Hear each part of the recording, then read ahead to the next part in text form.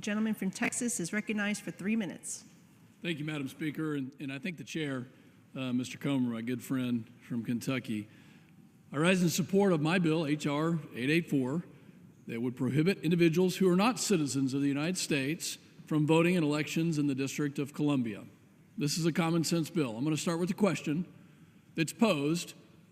Why, for what reasons, why would my colleagues on the other side of the aisle want foreigners to vote in local elections in Washington, D.C.? What's the purpose?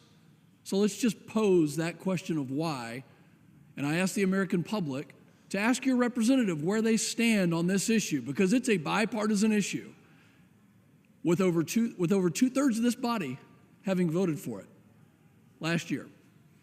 Free and fair elections are a prerequisite for the healthy republic that our founding fathers envisioned in the District of Columbia as the epicenter, and they entrusted its care to Congress in Article 1, Section 8, Clause 17 of the U.S. Constitution.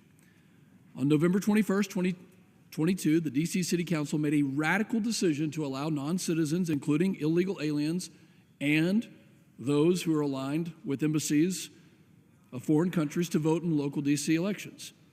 After the non-citizen voting law went into effect, the district actively encouraged non-citizens to vote for mayor, attorney general, members of the State Board of Education, and more. And some may wrongly dismiss these as merely local elections. However, the reality is that local elections are a vital part to our democratic process and have a significant impact on communities. Local elections determine critical matters such as taxation, the criminal code, and the election of city council members who create essential ordinances, including those that dictate voting rights. It's also important to acknowledge that many local elections are decided by razor-thin margins, underscoring their significance and the importance of active participation. And I find it unimaginable that the district, along with many across the country, would intentionally weaken the power of their constituents, citizens, many of whom come from underserved communities, in favor of non-citizens who in some cases have broken our laws to enter this country or could potentially be employed by a foreign adversary. As the capital of our democracy, Washington, D.C. should be at the forefront of ensuring safe and secure elections, not encouraging illegal immigrants and others to vote for policies that we don't want.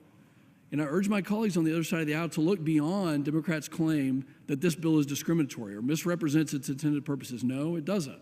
It absolutely does not. This keeps the sanctity of being a citizen of this great country at the highest possible level. And let's restore that sanctity. And I go back to the question. This is common sense. But you have to ask yourself, why would you want a foreign agent? Why would you want an illegal immigrant? Why would you want somebody else that's not a citizen voting in local elections in D.C.? For what nefarious purpose are you pushing? As I mentioned, last Congress, the House passed this bill with bipartisan support. All Republicans and one-third of Democrats supported this common sense measure, and I'm asking everybody in the House of Representatives to stand up and do the right thing. Vote for this bill, and I yield back.